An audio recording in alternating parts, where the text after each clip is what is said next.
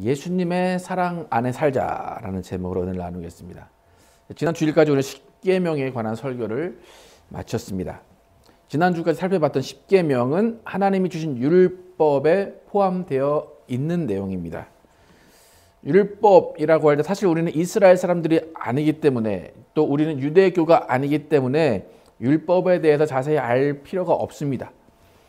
하지만 그 율법을 통해서 우리는 하나님이 어떤 분이시고, 하나님이 사람들을 어떻게 대하셨고, 하나님이 사람들에게 자신을 어떻게 소개하셨는가, 그 율법을 통해서 알 수 있는 거예요. 그리고 또 하나님이 요구하시는 도덕법이 무엇인가를 우리는 십계명을 통해서 잘 알 수가 있습니다. 그러니까 율법이라는 것은 이스라엘 사회, 이스라엘 공동체에 주신 법이에요. 공식적인 법이에요. 이런 법이라는 것을 여러분이 생각할 때 그 법이 존재하는 이유가 무엇인가? 인간 사회에 법이 존재하는 이유는 죄가 무엇인지를 알려주기 위해서예요. 법이 없다면 죄의 기준이 없기 때문에 죄의 기준을 알려주기 위해서, 또 정의가 무엇인지 알려주기 위해서 법이 사회에 필요합니다. 또 그 법을 통하여서 모두가 행복한 삶을 누리게 하기 위해서 법이 필요합니다. 이런 법이 존재하는 이유, 법을 어기라고 있는 건가요? 법을 어기지 말라라고 있는 건가요? 법이 존재하는 이유, 법을 어기지 말라라고 있는 거예요. 우스갯소리로 우리는 약속은 어기라고 있는 것이다, 약속은 깨라고 있는 것이다, 그렇게 말하시는 분도 있어요. 여러분, 약속을 잡지 않으면 약속을 깰 일이 없죠, 그죠? 약속을 잡지 않으면 약속을 어길 일이 없어요. 그와 마찬가지로 만약에 법이 없다면 법을 어길 필요가 없고 어길 수도 없잖아요. 그러니까 아예 법이 없으면 되지 않느냐라고 말을 할 수도 있어요. 하지만 만약에 법이 없다면 이 세상은 다 자기 마음대로 살기 때문에 아수라장이 될 거예요. 그래서 법은 필요악이다라는 말이 있듯이 법이 없으면 가장 이상적인 것이지만 어쩔 수 없이 반드시 법은 필요악으로 존재해야 됩니다. 여러분, 제가 이제 미국에 살고 있지만 만약에 제가 미국을 떠나서 한국을 가든지 어딜 가든지 미국에 대해서 한번 말씀을 해 주십시오. 미국에 대해서 가장 기억나는 것이 뭡니까? 라고 이제 물어보면 여러 가지가 있겠지만 저는 그 중에서 운전할 때 경찰이 기다리고 있다, 그것을 얘기하고 싶어요. 속도 위반을 하면 뒤로 쫓아와서 그 밝은 불을 팍팍 켜면서 너무나 가슴이 졸이게 하는 그것, 미국에 가면 그것을 경험하면 참 미국이 어떤 곳인지 알 거다라고 그 얘기를 소개해주고 싶어요. 여러분, 미국의 경찰차가 길 위에 서 있습니다. 그 이유는 뭘까요? 속도를 위반하라라고 서 있을까요? 아니면 위반하지 말아라 라고 서 있을까요? 경찰이 딱 서 있을 때, 나 오늘 위반하는 사람을 꼭 찾을 거야, 저 사람 100으로 200으로 달리면 난 좋겠어, 그러면서 기다리고 있을까요? 아니면 제발 70 밑으로 달려라, 80 밑으로 달려라 하면서 기다리고 있을까요? 어떨 것 같아요? 여러분이 경찰이다 그러면 막 마음 가운데 설레면서 누군가 100km로 달리겠지, 누군가 200km로 달리겠지, 그럴 것 같아요? 아니면 스피드건을 쏘면서 제발 70으로만 달려라, 그렇게 할 것 같아요? 어떨 것 같아요, 여러분? 경찰이 안 돼서 잘 모르겠죠, 그죠? 네. 저는 그 마음을 조금 이해하는데 왜 그러냐면 한국에서 군대 생활을 이제 저는 주차 위반하는 것을 단속하는 그 일을 하면서 이제 군대 생활을 했어요. 그러니까 단속하는 사람의 입장에서는 불법 주차하는 사람들이 없기를 바래요. 왜 그러냐면 그것이 일이니까. 또 단속하는 사람들이 있으면 싸워야 돼요. 또 그 사람들이 아니라고 막 대들고 어떤 사람들은 막 핑계를 대면서 막 빼달라고 얘기를 하고, 그러니까 아예 그냥 단속을 나가는데 불법 주차하는 사람이 없기를 바라는 게 단속하는 사람들의 마음이에요. 모르겠어요. 미국 경찰도 단속하면서 어떤 생각을 하는지 모르겠지만 여러분, 미국 경찰들이 사망률이 되게 높은 거 아십니까? 미국 경찰들이 여름에 가다가 고속도로에서 경찰이 잡혀서 그 경찰한테 이제 잡힌 상태로 경찰이 걸어 나오잖아요. 걸어 나와서 여러분의 그 운전석 쪽에 있다가 그 상태로 많이 사고를 당해요. 그러니까 그게 쉬운 일이 아니라는 거예요. 부담되는 일이라는 거예요. 그리고 미국은 특히 총이 있기 때문에 어떤 한 차를 잡았을 때 많이 긴장할 수밖에 없다는 거예요. 그러니까 단속하는 입장에서는 걸린 사람이 없기를 바라는 마음이 더 클 수도 있다는 거예요. 그래서 오늘 단속을 하러 나간다. 오늘 아무도 안 걸렸으면 좋겠어. 그러고 다짐을 하고 나가요. 근데 어김없이 단속을 하러 나가면 그날도 단속에 걸리는, 즉 법을 어기는 사람이 분명히 있다는 거예요. 여러분이 만약에 그런 단속에 걸렸다. 그러면 가장 먼저 되는 핑계가 뭡니까? 여러분 그런 핑계 혹시 대보시지 않으셨습니까? 예, 몰랐다죠? 나 여기 60인 줄 알았는데 70이네. 70인 줄 알았는데 60이네. 막 그렇게, 그죠? 예. 그러니까 보통 우리가 로컬 길을 갈 때는 상관없는데, 항상 지나다니는 길을 갈 때는 상관없는데, 처음 가는 동네를 지나가다 보면 60으로 가다가 갑자기 50, 40, 30 이렇게 줄어들 때가 있어요. 저도 이제 몇 번 그런 데서 걸렸는데, 처음 가는 동네니까 속도가 그렇게 줄어드는 줄 모르는 거예요. 그래서 딱 걸리고 나서 나 여기 처음 가는 길이다. 그래서 몰랐다. 그게 이제 핑계로 그렇게 되는 거예요. 그래서 우리가 잘 보면 법을 어긴다. 어떤 법에 저촉되는 일을 한다 할 때 많은 사람들이 알고 하는 사람들은 별로 없어요. 모르는 상태에서 내가 그러려고 하지 않았는데 어쩔 수 없이 그랬다라고 하면서 법을 그렇게 어기는 경우가 많이 있습니다. 그렇게 이제 어떤 경우를 통해서든지 모르는 상태에서 그렇게 단속에 걸리다 보면 나 이제 운전하기 싫어. 그래요. 그래서 와이프한테 내가 운전하니까 당신이 운전해. 이제 그렇게 얘기를 해요. 그러니까 우리가 법에 의해서 접촉이 한번 되고 나면 그 다음부터는 법이 싫어지는 거예요. 법이 무서워지고 법이 두려워지고 경찰이 괜히 미워지고 경찰은 친한 사람이 아닌 것처럼 그렇게 여겨지게 된다는 거예요. 이렇게 법이라는 것은 분명히 필요한데 삶에 긴장을 주면서 삶의 어떤 균형을 이루게 하지만 우리는 법과 절대로 친해질 수 없다는 거예요. 그러니까 이런 법을 누가 만들었어? 라고 법을 우리는 원망하기도 한다는 거예요. 그래서 법이라는 것은 우리가 법 앞에 서면 우리는 위축될 수밖에 없어요. 법을 하나씩 조목조목 따지면 우리는 범법자가 될 수밖에 없다는 거예요. 그래서 법 앞에서는 정죄감이 들고 법 앞에서는 두려움이 들 수밖에 없어요. 그러니까 경찰은 아무리 인상이 좋아도 별로 친해지고 싶지 않은 사람들이 경찰이에요. 그러니까 율법이라는 것이 이스라엘에게 주어졌어요. 그렇다면 이스라엘이 율법 앞에서 하나님을 어떻게 생각했을까? 여러분이 경찰과 여러분의 관계를 생각하면 잘 알 수가 있어요. 하나님과 친해지려고 했는데 친해지기 위해서는 법을 지켜야 돼요. 그러니까 오히려 친해지려고 하는 것이 아니라 오히려 멀리하고 싶은, 내가 이걸 지켰을까? 안 지켰으면 나는 하나님께 벌을 받는데 라고 하면서 오히려 하나님과 친해지고 싶지 않은 생각을 할 수밖에 없는 것이 율법을 통한 하나님과 이스라엘의 관계예요. 근데 하나님은 이스라엘에게 율법을 주실 때 나를 만나라, 나와 친해지자, 나와 교제하자, 내가 너의 하나님이 될 것이고 너희는 나의 백성이 될 것이다. 그렇게 율법을 주셨어요.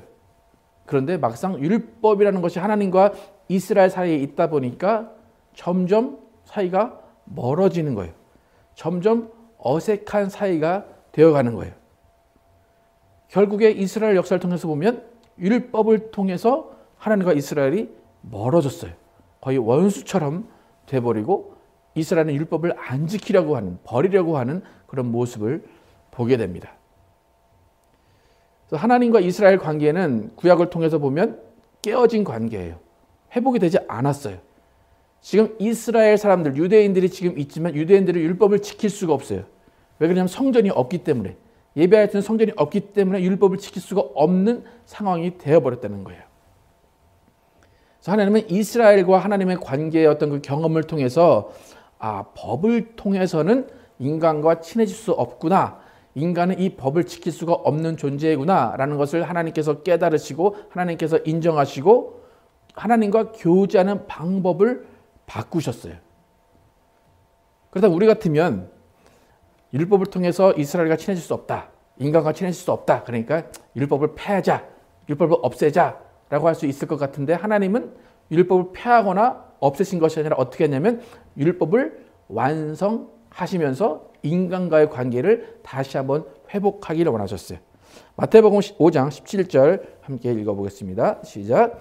내가 율법이나 선지자를 폐하러 온 줄로 생각하지 말라. 폐하려 온 것이 아니라 완전하게 하려 함이라. 예, 폐하려 예수님이 온 것이 아니라 완전하게 하려 왔다. 그러니까 율법이 뭔가 변한 것은 확실해요. 뭔가 변한 것은 확실한데 폐하여진 것이 아니라 완전해졌다는 거예요.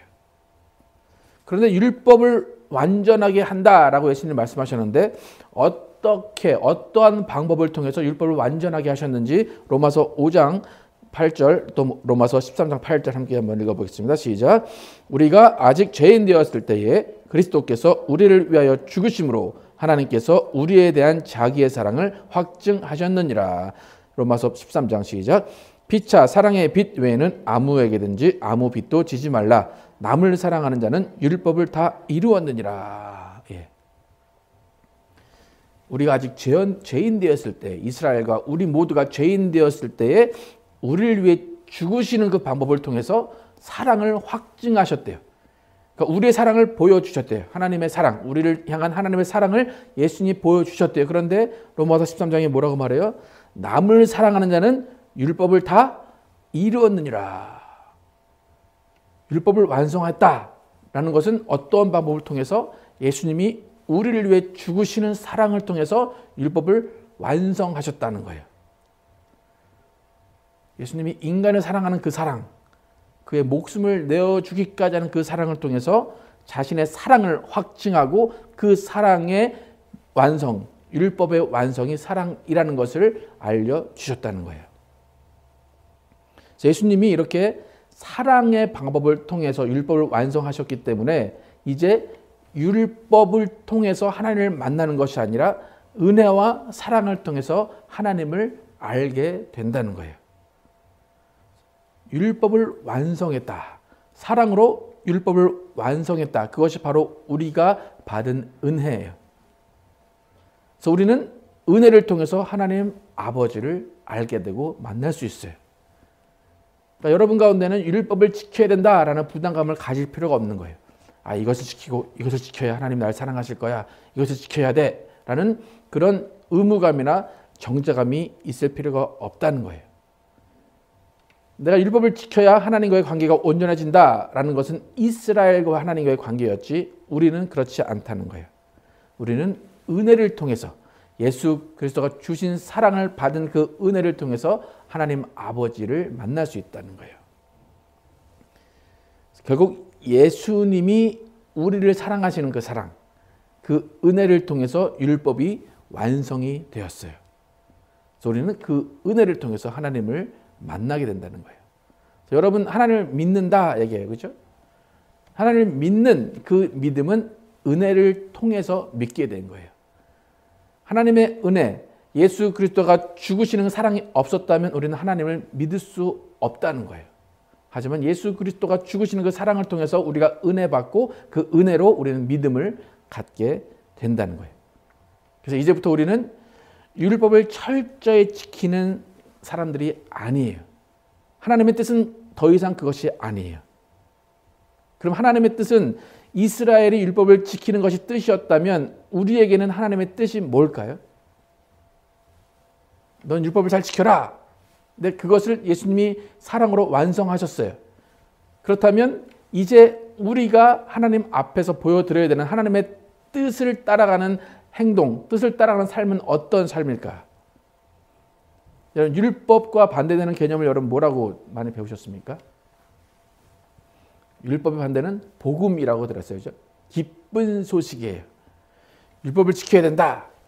그것이 이스라엘과의 관계였다면 이제는 우리는 기쁜 소식을 통한 사랑으로 하나님을 만나는 거예요. 그래서 여러분은 하나님과의 관계 가운데 무엇을 생각해야 되냐면 아, 내가 이것을 하나님께 드렸나? 내가 이것을 하나님께 했나? 그것이 아니라 내가 하나님의 사랑을 받고 있나? 내가 하나님의 기쁨을 가지고 있나? 그것을 먼저 생각해야 된다는 거예요. 그래서 율법을 지키는 것에서 우리는 뭐냐면 하나님 안에서 사랑을 누리는 존재로 바뀌었다는 거예요. 하나님의 사랑을 받고 하나님을 사랑하는 존재가 되었다는 거예요. 그래서 예수님께서 내가 너희에게 내 목숨을 주어서 너희를 사랑한다. 그런데 그렇게 사랑한 이유는 너희가 서로 사랑하게 하기 위해서 내가 너희를 위해서 이렇게 목숨을 바친다라고 말씀하세요. 그래서 이전에 있던 많은 율법들이 하나로 줄어졌어요. 그 하나의 계명은 뭐냐면 서로 사랑하라. 그러니까 여러분은 율법을 알 필요는 없지만 하나를 알아야 돼요. 뭘 알아야 돼요? 서로 사랑하라. 그 하나만 알면 여러분이 사랑을 하는 그 관계를 가운데 율법이 다 지켜지고 완성된다는 거예요. 그래서 10계명 중에 쭉 있지만 저번에 10계명도 10가지니까 별로 안 많다고 그랬죠. 네. 근데 10계명도 많아요. 그러니까 뭐로 하나로 줄어들었어요? 서로 사랑하라. 그럼 어떻습니까? 이제 되게 마음이 가볍습니까? 다 지킬 수 있을 것 같고, 이제 난 율법 다 지키고 이제 나는 예수님을 따라 살 수 있어. 서로 사랑하라. 나는 오늘부터 할 거야. 라고 하십니까? 아니면 여전히 율법과 같이 서로 사랑하라 이 계명, 참 그런 거 참 너무 왜 그런 걸 주셔서 이렇게 부담스러워하게 하실까? 그렇게 생각하십니까? 서로 사랑하라. 되게 짧아요. 글자도 6개밖에 안 돼요. 근데 왜 이렇게 힘든 계명처럼 마치 율법처럼 마치 두려움으로 마치 부담으로 여겨질까? 왜 그럴까? 서로 사랑하라. 이것이 기쁜 소식이고 복음이고 사랑인데 왜 우리에게는 이것이 부담스러울까? 그 이유는 뭐냐면 여전히 우리 가운데는 서로 사랑하라. 이것도 율법적인 마음으로 지키려고 하는 거예요. 뭐냐면 서로 사랑하라.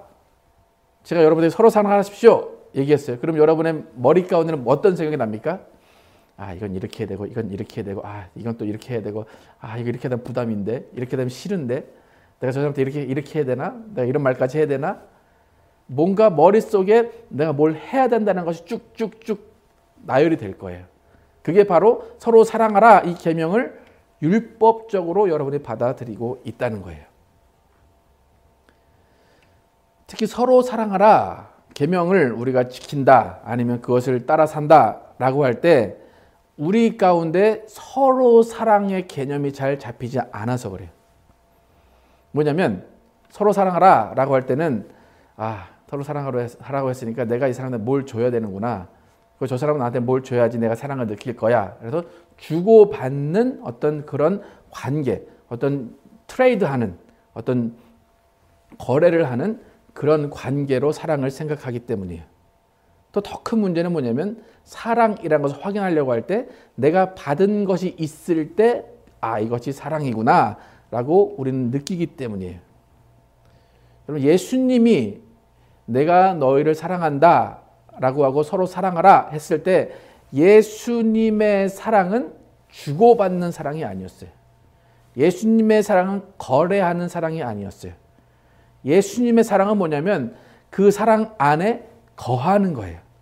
오늘 본문 요한복음 15장 9절에서 12절 함께 읽어보겠습니다. 시작. 아버지께서 나를 사랑하신 것 같이 나도 너희를 사랑하였으니 나의 사랑 안에 거하라. 내가 아버지의 계명을 지켜 그의 사랑 안에 거하는 것 같이 너희도 내 계명을 지키면 내 사랑 안에 거하리라. 내가 이것을 너희에게 이름은 내 기쁨이 너희 안에 있어 너희 기쁨을 충만하게 하려 함이라. 내 계명은 곧 내가 너희를 사랑한 것 같이 너희도 서로 사랑하라 하는 이것이니라. 결국에는 12절에 보면 서로 사랑하라 이 계명을 주시는 거예요. 그런데 그 계명을 우리가 지키기 위해서 지킬 수 있는 기본 전제는 뭐냐면 첫 번째가 뭐냐면 9절에 보시면 아버지께서 나를 사랑하신 것 같이 나도 너희를 사랑하였으니 나의 사랑 안에 뭐하라 그래요? 거하라. 그러니까 무조건 너희 사랑해라 그러지 않으세요.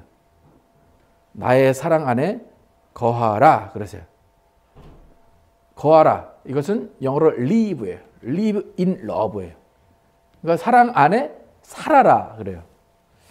그러면 이 말이 우리에겐 조금 어색한 말이에요. 그죠? 사랑 안에 살아라. 무슨 말인지 아십니까? 사랑 안에 살아라. 살아라는 것은 뭐예요? 공간적인 개념이에요. 그죠? 공간적인 개념. 근데 우리는 사랑의 개념을 뭐라고 생각해요? 주고받는 어떤 일로 생각하는 거예요. 근데 하나님은 사랑에 대해서 정의하실 때 일이 아니에요. 이거라고. 그게 아니라 하나님의 사랑은 거하는 거예요. 집같이 거주하는 거라는 거예요. 그러니까 우리가 서로 사랑하라는 계명을 지킬 수 있는 것은 뭐냐면 예수님의 사랑 안에 거하는 거예요. 첫 번째가. 거한다. 그리고 그 거한 가운데 뭘 해야 되냐면 11절에 보면 내가 이것을 너에게 이름은 내 기쁨이 너희 안에 있어 너희 기쁨을 충만하게 하려 함이라. 첫 번째는 거하는 거예요. 예수님 사랑 안에 거하고 그 다음에 거한 그곳에서 뭘 해요? 내 안에 기쁨이 충만해야 돼요. 기쁨을 충만히 받은 그 상태에서 우리는 서로 사랑하라는 계명을 지킬 수 있다는 거예요.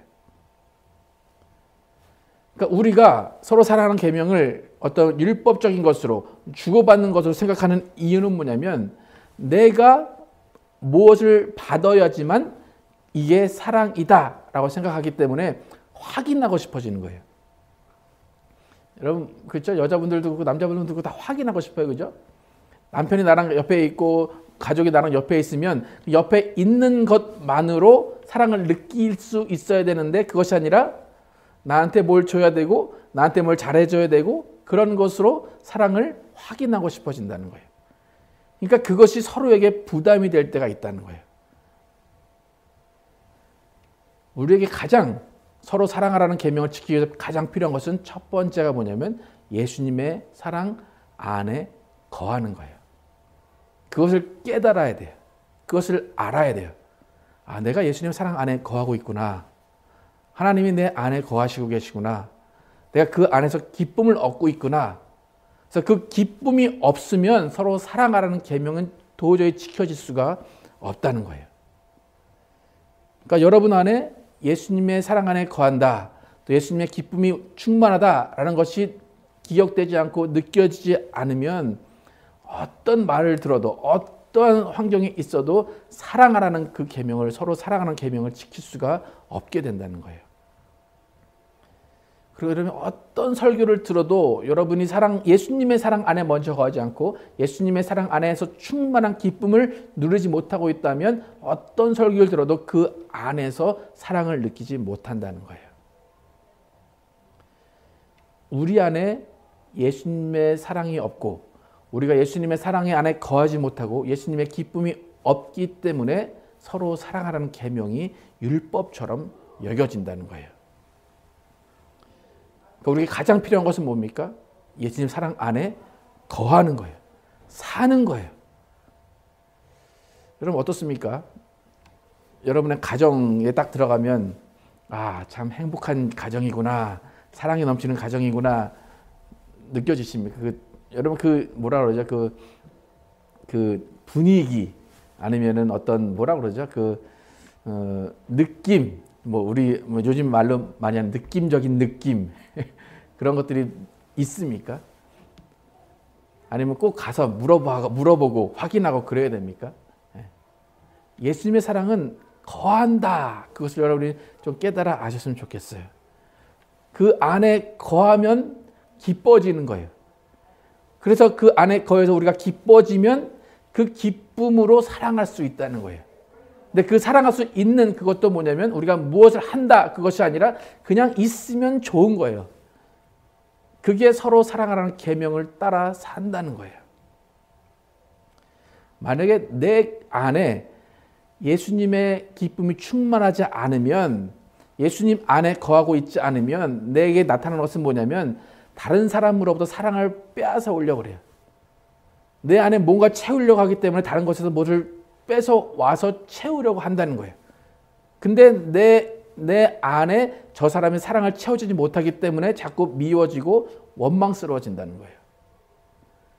만약에 내 안에 예수로 만족하고 예수 안에 사랑에 거하고 예수의 기쁨이 충만하다면 다른 사람의 사랑이 필요 없어요. 그때는 뭐예요? 내가 사랑을 줄 수 있다는 거예요. 내가 사랑을 할 수 있다는 거예요. 가만히 있어도 그 사랑이 넘쳐난다는 거예요. 여러분이 가장 기억하셔야 되는 것은 뭐냐면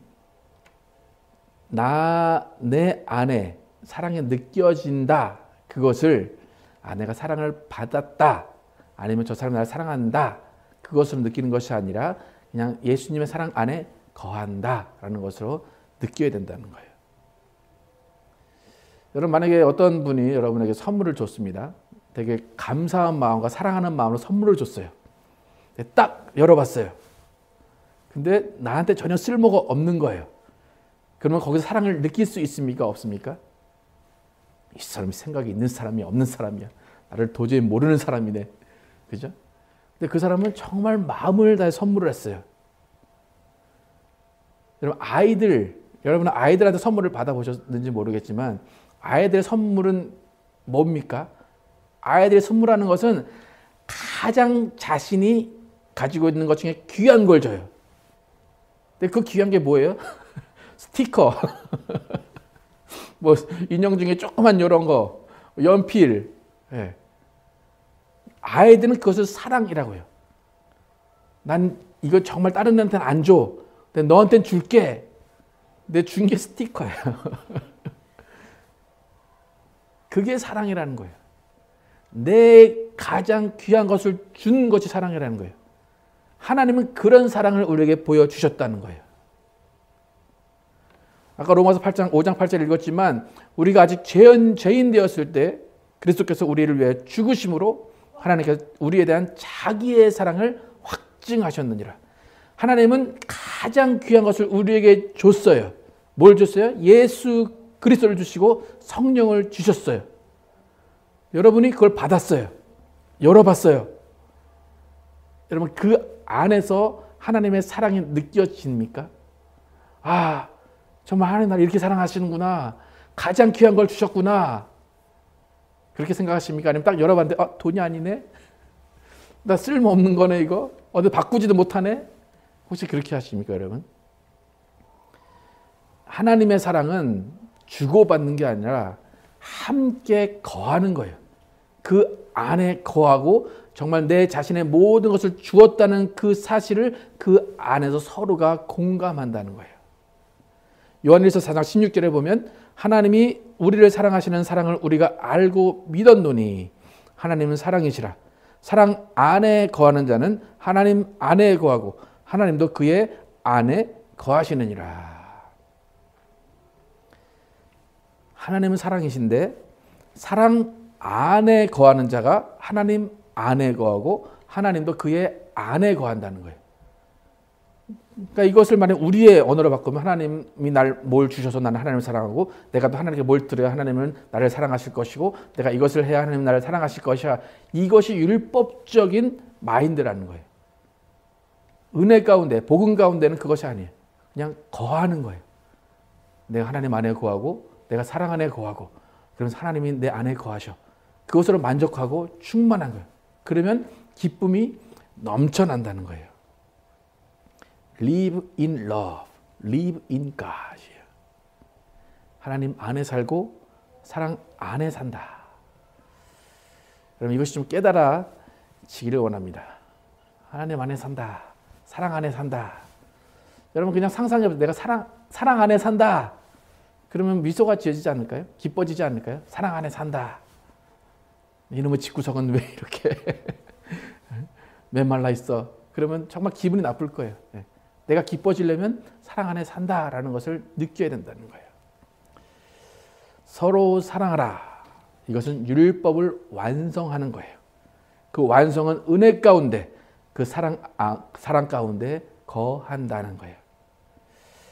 우리는 예수의 사랑 안에 거하여서 기쁨이 충만해야 할 것입니다. 교회를 바라볼 때, 또 성도를 바라볼 때, 가족을 바라볼 때 기쁨이 없고 사랑이 없다면 무엇이 문제인가?